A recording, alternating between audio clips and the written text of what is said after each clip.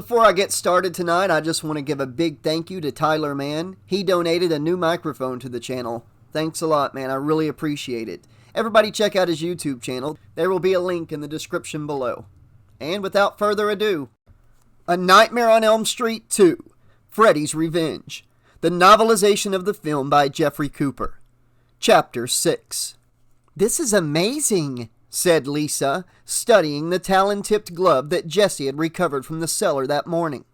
She was sitting next to Jessie in the Falcon and finishing off the remains of a fast food breakfast. "Your dream told you where this was?" Jessie sipped his coffee and nodded. "Only it was more like sleepwalking," he said. "All I know is I woke up on the cellar floor and there it was." He reached into his knapsack and pulled out the leather-bound diary. "I couldn't get back to sleep, so I stayed up all night reading this thing. It really gets crazy toward the end after all the death stuff." "What? Even crazier?" said Lisa, popping a French fry into her mouth. "Well, listen to this," said Jessie. "It seems her mother took her down to the basement and showed her the glove. That's when she found out about Fred Krueger." "Who's Fred Krueger?" "The guy in her dreams. It seems he was a real guy who went around killing kids about 15 years ago." "Maybe you were having a premonition or something," said Lisa.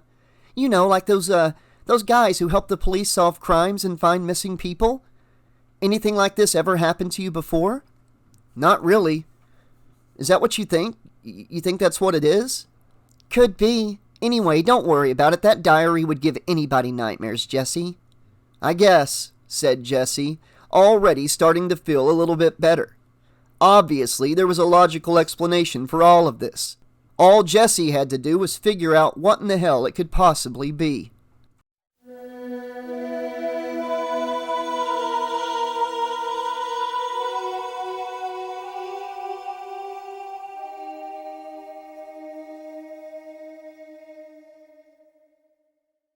Jessie was trying not to think about his dream that afternoon as he stepped up to bat at baseball practice. Lisa had asked to borrow the diary, and Jessie was confident that she would somehow make sense out of the whole crazy situation. Besides, there were other things on his mind that were already beginning to seem more important than some weird dream. Like the fact that Lisa had kissed him goodbye for the first time that morning. It wasn't Jessie's first kiss. He had gone steady with the girl last year, and she and Jessie had done a lot more than just kiss before the relationship had ended. Still, there was something about Lisa's kiss that morning that made Jessie feel as if no girl had ever really kissed him before. It was a kiss that promised things to come, that would go far beyond anything Jessie had ever experienced in his 17 years. "Strike two!" yelled Schneider, rudely interrupting Jessie's reverie. He turned around and looked at the coach for a second, before adjusting his stance and choking up on the bat. He hadn't even noticed the first strike. Jessie looked down the baseline and saw that the runner on third was Ron Grady. He knew by the expression on Grady's face that the boy had no expectation of being driven home while Jessie was at bat. "I think I'll surprise him," thought Jessie, focusing his complete attention on the ball in the pitcher's hand. He watched the ball coming at him now, his mind on nothing but the point of contact between the fast-moving sphere and the bat in his hand.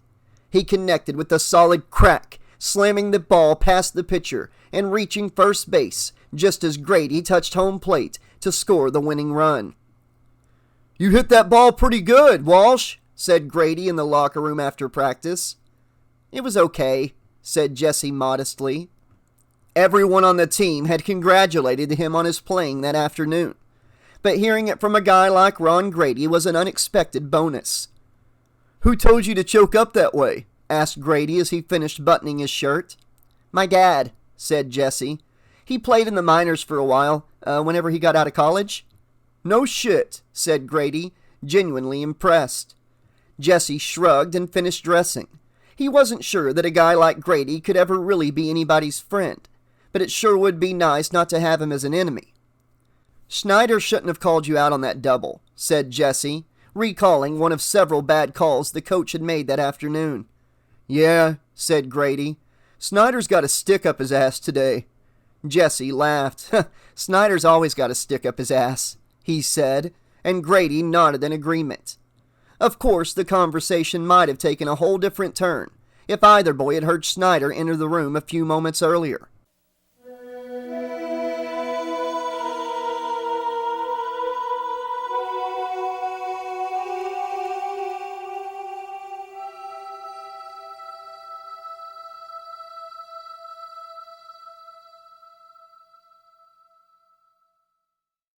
By the time Jesse met Lisa in the nearly deserted parking lot, he and Grady had spent a very long and very painful hour running laps around the athletic field. "I'm sorry, Lisa," Jesse said, still gasping for breath as he leaned next to the girl on the Falcon's dented fender. "Oh, Schneider did it to me again." "I just got here myself," said Lisa, shrugging off Jesse's lateness as she gestured toward the stack of books piled up beside her. "I've been at the library all afternoon. Cut 4 classes." Jesse glanced at the books for a second and then looked back at Lisa. "What's all this, Lisa?" "Research," she replied. She smiled at him and then gave him a quick kiss. "Let's go for a ride and I'll tell you all about it." They were driving down a country road that Jesse had never seen before when Lisa started leafing through one of the books on her lap. "I'm convinced that you had a genuine psychic vision," she said, ignoring Jesse's skeptical look. "At first I wasn't so sure because you said you never had anything like that happen to you before. But it says in this book that almost everyone has the potential to tune into the other world, even though most people never do. It has something to do with the environment, like they have to be in a place that's sending signals." "Like a haunted house?" asked Jesse. The girl gave him a look that made Jesse wish he had kept his comment to himself. "Sorry, Lisa, but I just don't believe in ghosts." "You don't have to," she said. "You just have to believe in energy. You've got electricity in your body, don't you?" "Sure." Jesse remembered Mr. Abel's lecture on the central nervous system. "Neurons, synapses, and all that stuff, yeah?" "And heat and chemical reactions, too. Where do you think it all goes when you die, Jesse?" "I don't know," said Jesse with a shrug. This wasn't the sort of thing he had ever given much thought to. "Into the air?" "Make a left at the intersection," said Lisa. Jesse followed her instructions as she continued her lecture. "What about essential energy? What about the soul? Does that go into the air too? Do you think there's good energy and bad energy?" "I don't know," said Jesse, confused by Lisa's weird questions. "Where are we going anyway?" "Park over there and I'll show you," said Lisa, pointing at an old burnt-out building that had suddenly appeared from nowhere. "Okay, what is this place?" asked Jesse. He stepped out of the car, walked past the no trespassing sign that dangled from a rusty chain between 2 iron poles, and read some of the graffiti that was scrawled across the building's many boarded-up windows. "Remember the diary?" said Lisa, grinning with excitement. "Remember how Nancy kept finding herself in a boiler room?" "Yeah, so?" "So I did some research on our old friend Fred Krueger, and this is where he worked, in this old power plant." Jesse stared at Lisa in disbelief as she handed him photocopies of local newspaper headlines that she had found in the library. "Krueger freed on technicality. DA resigns. Justice done. Krueger killed by mob. Springwood slasher dies in hellish inferno." "Holy shit," said Jesse. He looked up and saw that Lisa had already climbed over the rotting boards that once blocked the entrance to the old generating plant. He quickly followed her and found himself inside a huge boiler room. "He kidnapped 20 kids and brought them all here to die," said Lisa, looking around as if expecting to see the rotting bodies. There was a long silence before she spoke again. "Well?" "Well, what?" "Do you feel anything?" "What do you mean?" asked Jesse. "I thought you might be able to make a connection." Jesse looked at her and smiled. "Any ghost in here? Hello, any ghost? If you're a ghost, please, hello?" he shouted, his voice echoing in the large deserted building. "Cut it out," said Lisa. She sounded annoyed and just a little bit frightened. "Well, what am I supposed to do, Lise?" "I don't know," Lisa admitted. "Concentrate on something." Jesse stared at the ceiling for a moment, and then closed his eyes. "I feel like a jerk," he said. "Just concentrate," she whispered. Jesse began walking around in a small circle, his eyes shut tight. Anything? Asked Lisa. Jesse shook his head. Then he heard a faint scratching noise. Wait, he said. He walked slowly across the room toward the mesh iron stairway that led up to the catwalk. He reached out his hand to the board that was leaning up against the bottom step and touched it lightly. Jesse? Whispered Lisa, her hand shaking on his shoulder as he yanked the board away. A large black rat snarled from its nest beneath the staircase, and Jesse and Lisa ran for the doorway as fast as their legs would carry them. A minute later, they were sitting on a boulder near a clump of shade trees a few yards away from the old power plant. Disappointed? Asked Jesse, when he had finally caught his breath. Disappointed? About not finding any boogeymen. I'll get over it, Lisa smiled, but Jesse sensed that she really was feeling let down. He moved closer to her, his thigh now resting against hers. Anyway, we proved that you're sensitive, she said. You sensed that rat was there, didn't you? And I can feel something about you. Sometimes I feel like I know what you're thinking. Do you? Said Jesse, grinning broadly as he put his arm around the girl's shoulder. Maybe it only happens when you're sleeping, said Lisa, snuggling up a little closer. That's the way it was with Nancy, wasn't it? Now there's an idea, said Jesse. Maybe we should drive out to the beach tonight and lay out a couple of blankets and see what happens when I fall asleep. Lisa smiled and caressed the hand that rested on her shoulder. Maybe we should, she said, her voice very soft. Strictly for science, of course.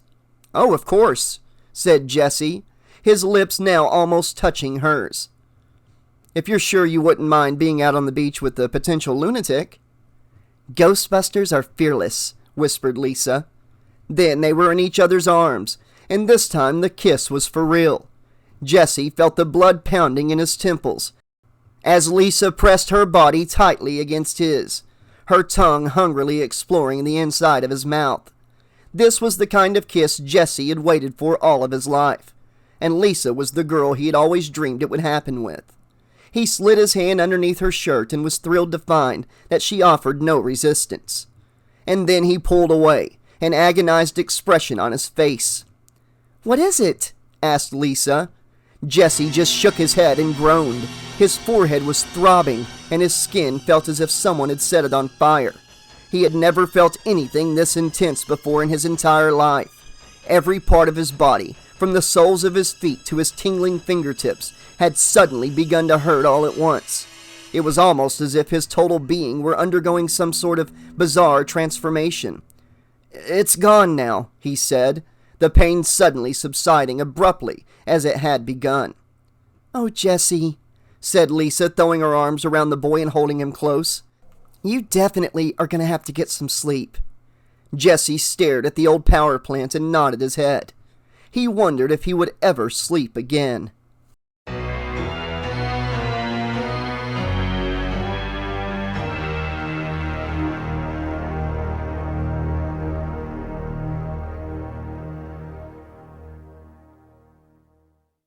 Chapter 7. It was another unbearably hot night in the Walsh house.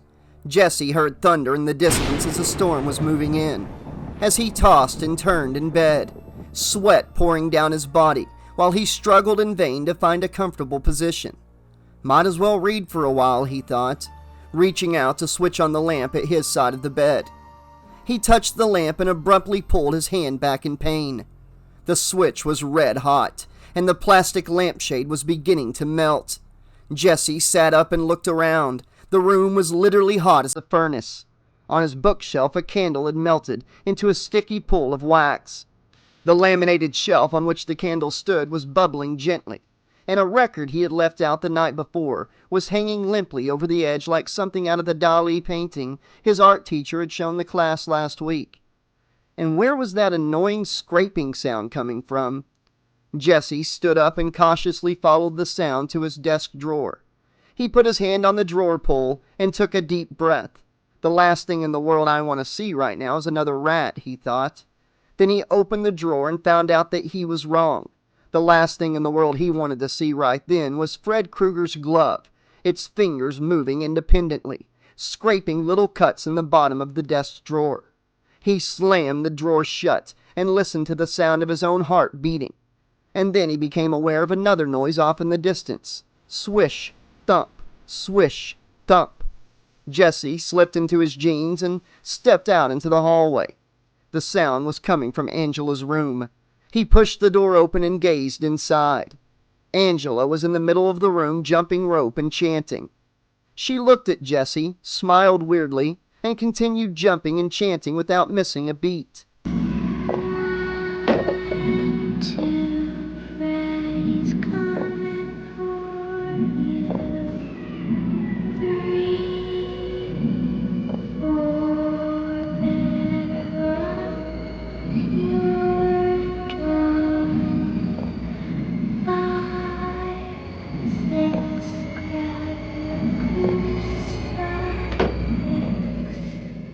Jesse slammed the door and ran down the stairs. He went into the kitchen and looked out the window.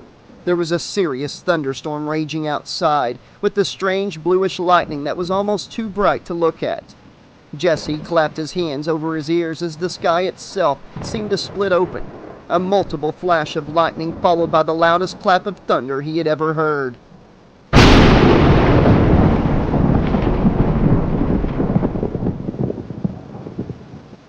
And then a bolt of lightning shattered the kitchen window,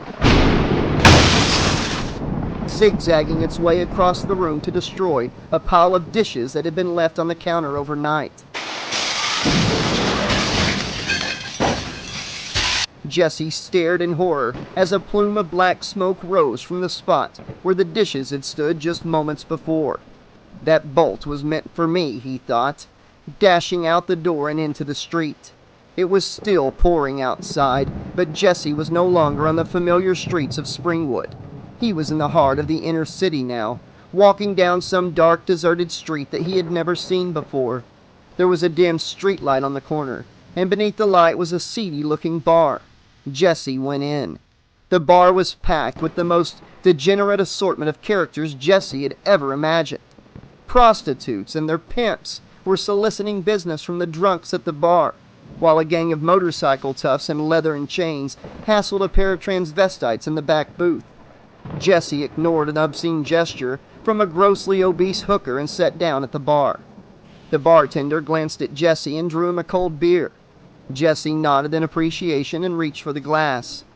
A large hand slapped down on his wrist, grabbing it tightly with powerful fingers.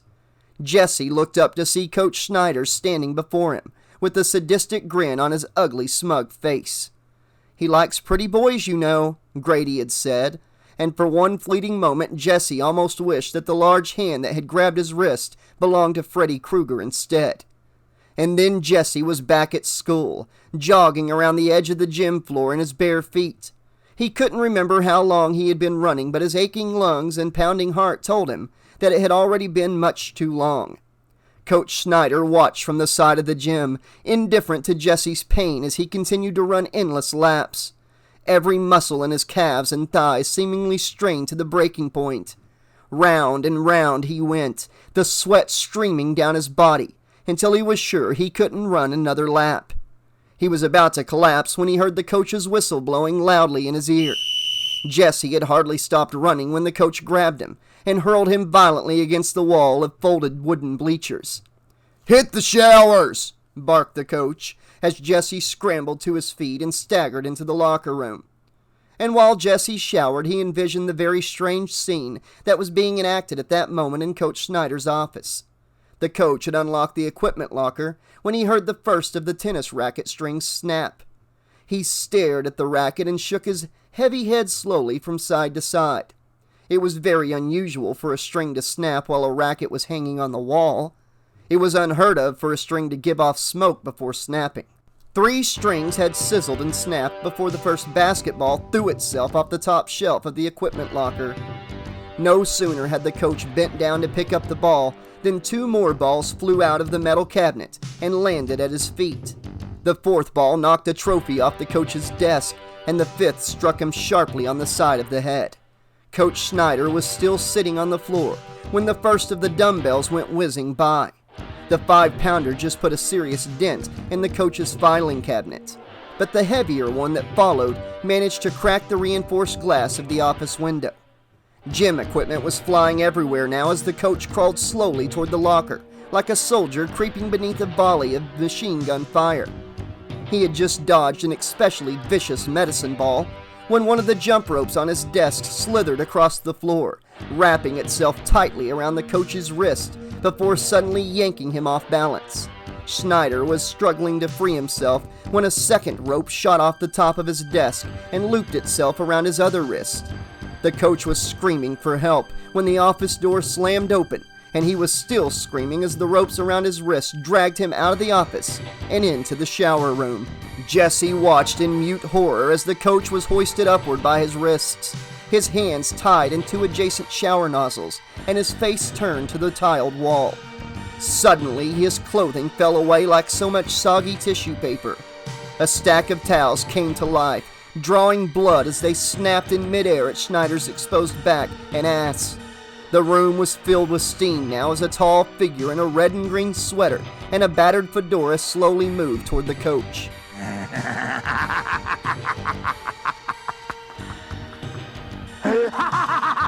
Cackling insanely, the man in the red and green sweater lifted his right arm to reveal the 4 sharp blades that fit so perfectly into the cutaway fingers of his glove. And then he brought the blades down, cutting 4 long, deep tears into Coach Schneider's flesh. The coach screamed in agony as the blood began to ooze from his wounds. But his screams seemed only to delight the man with the deadly finger knives. Again and again he struck, slashing away even as his victim's body went limp and blood began to flow from the shower heads. And then Jesse too went limp, falling to his knees in a crimson pool, as he stared in disbelief at the bloody glove on his own right hand.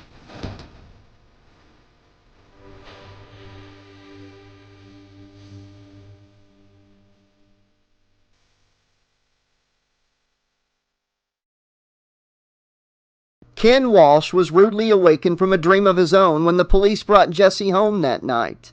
"This belong to you?" asked the burly cop in the rain slicker. Jesse stood at his side wearing nothing but a large woolen police blanket. His father nodded his head in disbelief as the policeman shoved Jesse into the house. "We found him wandering around out on the highway in the rain, completely naked. Try to keep a leash on him, capiche?" Jesse's father thanked the officer for his trouble. He waited until the man was gone before turning to Jesse. "Let's put our cards on the table," he said in a surprisingly calm voice as he paced the kitchen floor. Jesse sat at the table sipping the hot tea his mother had just made for him. "There's not going to be any retribution. No fire and brimstone. I just have 2 questions for you, son. You answer them and then we'll all go to bed, okay?" Jesse took another sip of tea and nodded weakly. "Fine," said his father. "What are you taking, and who are you getting it from?" Jesse almost choked on his tea. He shook his head from side to side. "I'm not taking drugs, Dad." He turned to his mother, who sat staring at him from across the table. "Can I go to bed now?" "Go ahead," she said, touching his cheek softly with the side of her hand. Jesse's father was still nodding his head slowly, even after Jesse had left the room and disappeared up the stairs. "Oh, he's on something," he said, as sure of his son's drug use as he had ever been sure of anything in his life. Jesse's father had not changed his mind by daybreak. He was perched on a ladder removing the security bars from an upstairs window when he saw Jesse run out of the house and jump into his car. "He needs professional help," said Jesse's mother as the boy drove off. "I think we should take him to a psychiatrist." "Are you nuts?" asked her husband. He had plenty of problems in his own life, but he had never gone running off to get his head shrunk by some quack with a beard and a funny accent. "What the hell is that going to accomplish?" "I don't know," she admitted. "I just know he needs help, and we don't know how to give it to him." Ken began climbing down the ladder, an argumentative expression on his face. Suddenly, his wife turned to him and pointed a threatening finger in his direction. "Don't fight with me on this," she said, before he could speak. Then she turned away and stomped back toward the house. "He needs a kick in the butt is what he needs, I tell ya," Ken shouted. "The boy needs a methadone clinic." Cheryl whirled around with the fierce expression that her husband had never seen before on the woman's face. "Oh, blow it out your ass, Ken," she said. He was about to reply when he suddenly lost his footing and fell off of the ladder.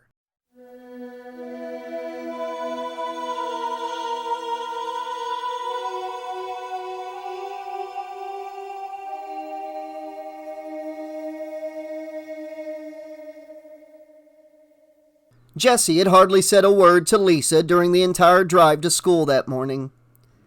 "I wish you'd tell me what was bothering you," she said as he pulled into the student parking lot. "I'm fine," said Jesse, avoiding the girl's eyes. How could he possibly explain what was happening when he hardly understood it himself? "You didn't say more than 2 words to me the whole way here," Lisa persisted. "You had another nightmare, didn't you?" "Yeah," he said, reluctant to go into detail. "I definitely had a bad night." "Do you want to talk about it?" Jesse turned to her and looked her straight in the eye for the first time that morning. "My dad thinks I'm on drugs, my mom thinks I'm crazy, and I'm beginning to think maybe my mom is right. Okay?" Lisa was about to assure him that everything would be all right when Jesse noticed the crowd that had gathered in front of the gym entrance behind the athletic field. "Oh, God," said Jesse, already imagining the worst as he jumped out of the car and dashed across the parking lot. Lisa quickly followed, chasing after the boy as he pushed through the crowd that pressed up against the police barricade. "What's going on?" asked Jesse, picking Ron Grady out of the noisy crowd. "Where you been, man?" said Grady, shouting to make himself heard over the hubbub. "Fucking Schneider got himself wasted last night." Jesse turned pale, shaking his head slowly from side to side as Grady continued. "Fucking guy was working late, and some fruitcake comes in and slices him up like kielbasa. Right in the shower, bro. They say there were bloody footprints all over the..." But Jesse had already run off, his hand clamped over his mouth, in a futile attempt to keep his breakfast from coming up. "What's with him?" Grady asked Lisa, but the girl just stared at Jesse and wondered the same thing.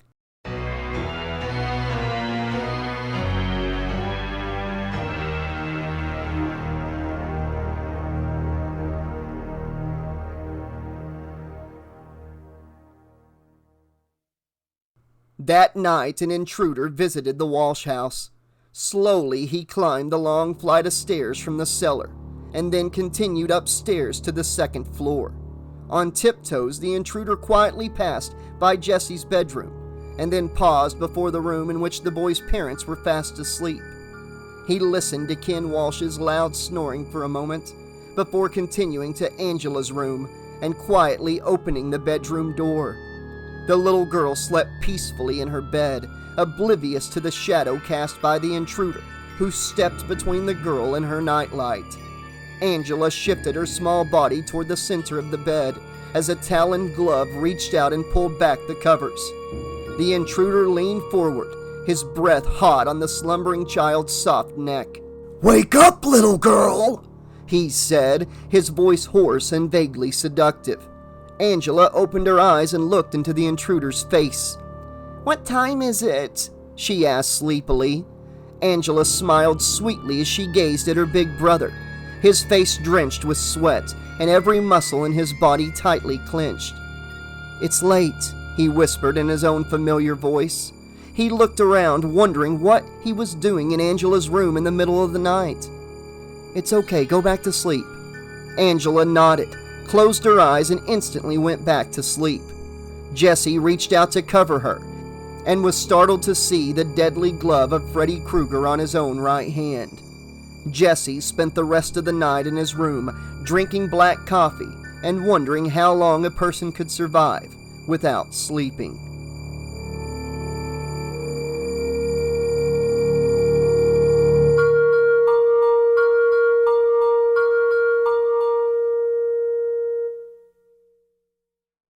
Okay, Slashaholics, this has been chapters 6 and 7 of A Nightmare on Elm Street 2, Freddy's Revenge, the novelization by Jeffrey Cooper. Hope you enjoyed tonight's upload. This is the first upload on this new microphone, which is donated to the channel, again, by Tyler Mann. Thank you so much, Tyler. Big help to the channel, getting a better microphone here. Clearer uploads leads to happier listeners and happier narrators when it comes to editing. Anyways, guys, a lot of stuff went down in tonight's chapters. Of course, we had the whole sleepwalking scene with Jesse. The book really didn't explain those missing gaps much more than the movie does. And it really didn't explain how he ended up at that particular bar. And anyways, but yeah, this is not Run Elm Street 2. So the answer is because. But we had the whole scene at the gym and in the shower room with the coach getting attacked by athletic gear and then slashed to death by Jesse Freddy. You know, I thought that scene with his little sister jump roping is such a creepy, memorable scene from the movie that I had to include that actual clip in there. Hope you guys enjoyed that. I just don't think I could have done justice with that, and I think that using the clip was the best way to handle that particular scene. Because out of all the jump roping scenes, that's one of the freakiest, in my opinion, out of all the movies. So I just felt like using that clip was the best way to go. And, you know, of course, we end this chapter with his dad. He needs a methadone clinic. And, you know, wandering around naked out in the rain. Oh, my God. Porky's flashbacks there. Good movie, by the way, if you've never seen it. Good 80s comedy. It's kind of like American Pie of the 80s. But yeah, guys, we know where we're heading. Pretty soon he's going to be at Grady's house, of course. And then Jesse's got an invite to a pool party. So, yeah, I'm really looking forward to the next upload. We only have like one upload, maybe two, left of this book before it's complete. These novelizations of the Elm Street movies are a bit shorter than other novelizations. But I think they're entertaining anyways, so yeah. Also, I've always enjoyed how this movie took us to the boiler room that was seen in the nightmares, you know, in the first Nightmare on Elm Street. So, appreciate that the book did that as well with Jesse and Lisa going to the boiler room where Freddy worked and everything. I always loved that in the sequel they took us to the actual place whenever it's outside of the nightmare realm, outside of the dreamscape that Freddy exists in. Yeah, there's not much more I can say about tonight's chapters. I had a fun time narrating them. I hope you enjoyed tonight's upload. I'll be back very soon with more. Until then, this has been your friendly neighborhood 80s slasher librarian saying, thanks for listening, and pleasant dreams!